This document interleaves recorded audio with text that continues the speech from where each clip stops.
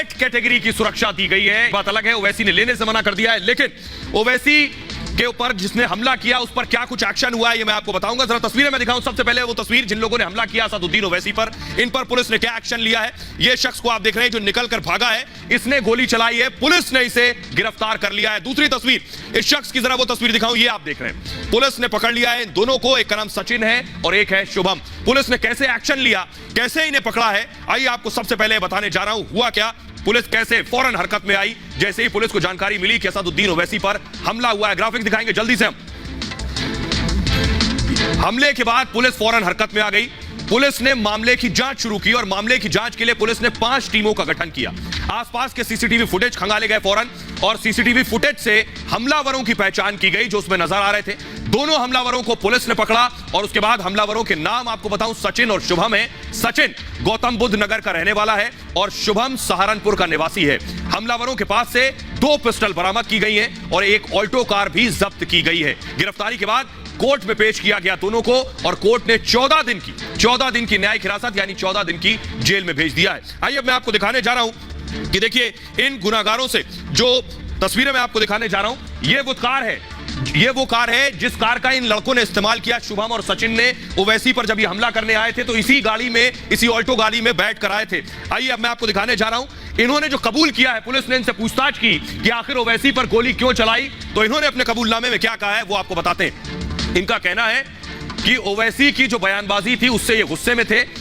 ओवैसी धर्म विशेष पर बयान देते हैं, हिंदुओं के खिलाफ आग उगलते हैं। कई दिनों से हमले की योजना बना रहे थे ये लोग। योजना के बाद मौके की तलाश में लगे हुए थे और मेरठ में ओवैसी की सभा की रेकी भी की थी। ओवैसी कहां सभा कर रहे हैं, किस जगह पर। हमलावरों की सोशल मीडिया पर दोस्ती हुई। इसके बाद फोन पर दोनों के बीच बातें होने लगी, यानी शुभम और सचिन के बीच फोन पर ही हमले की साजिश की तैयारी की गई। कुछ दोस्तों के जरिए इन्होंने पिस्टल ली और हमले से पहले टोल प्लाजा पर ये मिले।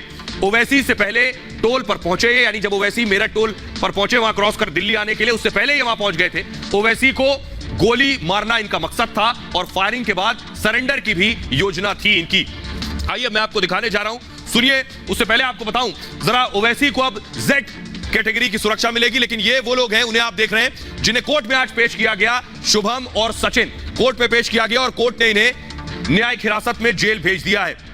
ओवैसी की तस्वीर मैं आपको दिखाऊंगा। ओवैसी आजकल प्रचार में है, ये देखिए जरा कितनी भीड़ के बीच ओवैसी होते हैं, सांसद है, अब उनकी जान को खतरा है। और देखिए आजकल लगातार प्रचार में इस भीड़ के दरमियान जहां कदम रखने की जगह नहीं है, ओवैसी को सुरक्षा की जरूरत है। इसलिए केंद्र सरकार ने उन्हें जेड कैटेगरी सुरक्षा देने की तैयारी कर ली है। उनके घर तक कुछ पुलिस भी पहुंची है उनकी सिक्योरिटी के लिए। आइए अब आपको बताने जा रहा हूं कि जो जेड कैटेगरी की ओवैसी की सुरक्षा होगी उसमें क्या होगा, ये आप देख रहे हैं। पहला घेरा जो होगा वो कमांडो का घेरा होगा। दूसरा घेरा जो होगा ओवैसी की सुरक्षा में ये सीआरपीएफ का घेरा होगा और तीसरा घेरा राज्य पुलिस, लोकल पुलिस का होगा। ओवैसी को जो जेड कैटेगरी की सुरक्षा मिलेगी वो कुछ इस तरह की होगी जैसे आप भीड़ में देख रहे थे। अब इस तरह लोगों के बीच भीड़ में नहीं जा सकेंगे क्योंकि उनको ऐसी सुरक्षा मिलेगी।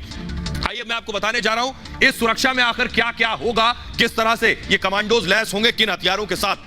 देखिए जरा क्या होता है ये जेड कैटेगरी सुरक्षा। दरअसल तीसरे नंबर की सुरक्षा मानी जाती है। पहले नंबर की एसपीजी हो गई, Z+ हो गई और तीसरे नंबर की जेड कैटेगरी की सुरक्षा। इसमें 22 सुरक्षाकर्मी ओवैसी के चारों तरफ इर्द गिर्द होंगे।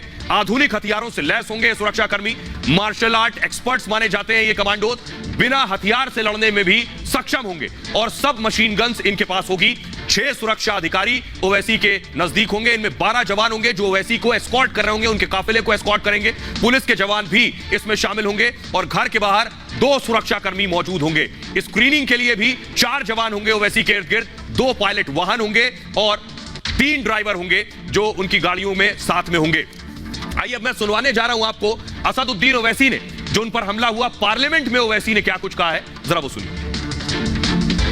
स्पीकर साहब, मैं मुख्तसर से यहाँ पर ये बात कहना चाहूँगा कि मुख्तलिफ सियासी पार्टियाँ मुख्तलिफ प्रदेश में इख्तिदार पर हैं। ये बात आप तमाम को मैं गोशेगुजार कर रहा हूँ कि आखिर ये कौन लोग हैं जो गोली पर भरोसा करते हैं, बैलेट पर नहीं करते। आखिर ये कौन लोग हैं जो इतना रेडिकलाइज हो चुके हैं कि इनको इस संविधान पर एतमाद नहीं रहा, उनको अंबेडकर के बनाए हुए संविधान के खिलाफ हैं, जो इतनी नफरत पैदा करते हैं। आखिर ये कौन लोग हैं? मैं इसको सियासी गुफ्तगू नहीं करूंगा, ये सबके लिए छोड़ रहा हूं, क्योंकि जहां तक मुझे मालूम कि मैं 2 मरतबा का विधायक हूं, 4 मरतबा का सांसद हूं। और अगर इस तरह से अगर राजनीति आगे बढ़ेगी कि टोल गेट पर गाड़ी रुकती है और 4 राउंड गोलियां चलाई जाती हैं, आखिर इन नौजवानों को ये कैसे रेडिकलाइज हुए?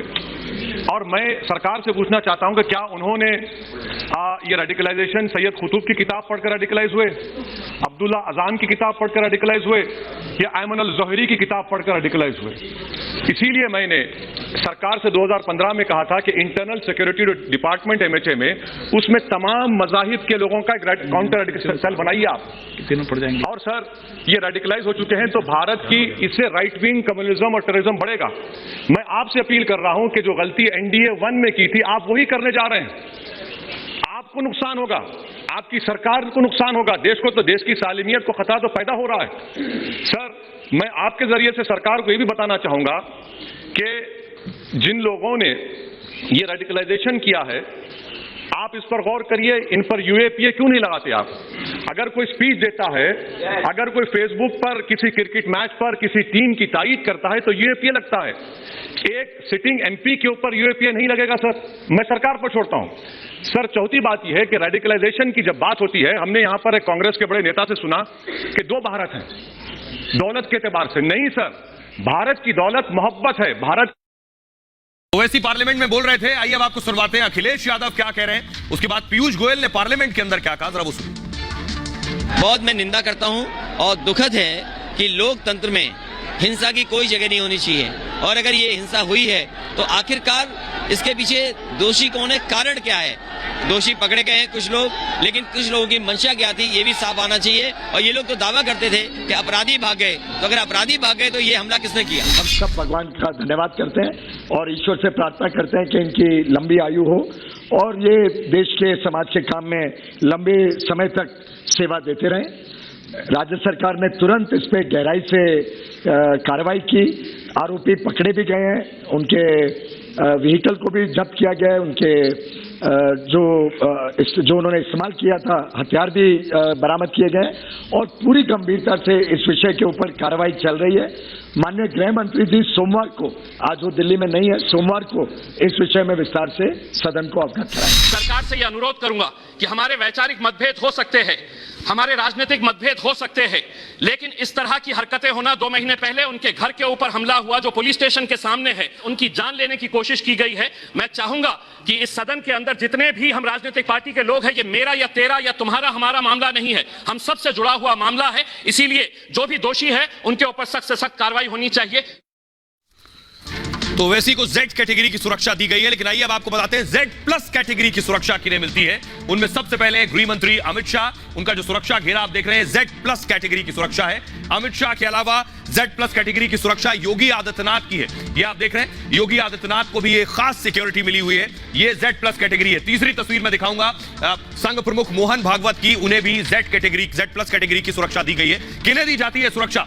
आइए कौन कौन से देश में वो शख्सियत है जिन्हें सुरक्षा दी जाती है, ये आपको मैं बताने जा रहा हूं कि इसमें उपराष्ट्रपति शामिल हैं जिन्हें Z+ कैटेगरी की सुरक्षा दी जाती है। पूर्व प्रधानमंत्री हैं, पहले एसपीजी दी जाती थी, अब Z+ कैटेगरी दी जाती है। केंद्रीय मंत्री हैं, उन्हें सुरक्षा मिलती है। मुख्यमंत्रियों को यह सुरक्षा मिलती है और सुप्रीम कोर्ट और हाई कोर्ट के जजों को यह सुरक्षा दी जाती है। प्रमुख राजनेता भी उनमें शुमार है जिन्हें यह सिक्योरिटी मिलती है।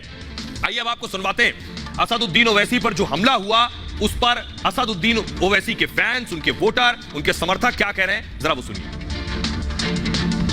हैदराबाद के शेर कहे जाते हैं। उत्तर प्रदेश की राजनीति में एक उभरता हुआ चेहरा नजर आ रहा है, जिससे दूसरी पार्टियां एकदम दंग रह गई हैं। और ताकतें और पार्टियां हैं, पार्टियां जो अपने आप को कहती हैं, वो उनको नहीं देखना चाहती हैं, समझते हैं वो हम लोग को लीडरशिप की मजबूती नहीं बनाना चाहते हैं। इस वजह से उन पर हमला हुआ है। मैं इस हमले की निंदा करता हूँ। ये कौन खुले हुए भेड़िए घूम रहे हैं जो एक सियासी पार्टी के लीडर पे जो है ऐसे हमला करे दे रहे हैं? तो ये ओवैसी साहब पे हमला नहीं हुआ है, एक सांसद पे और संविधान पे हमला हुआ है। मुसलमानों संविधान को मानने वाला हर इंसान इसकी निंदा कर रहा है और इसकी निष्पक्ष जांच होनी चाहिए।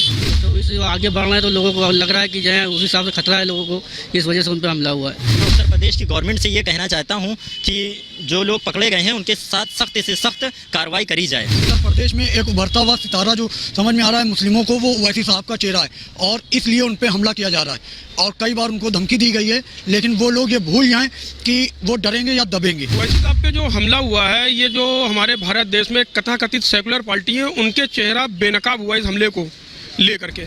और फिलहाल ये भारत की बात है में इतना ही। आप अपना बहुत ख्याल रखिए। एक छोटे से ब्रेक के लिए रुक रहे हैं, लौट रहे हैं कुछ और बड़ी खबरों के साथ।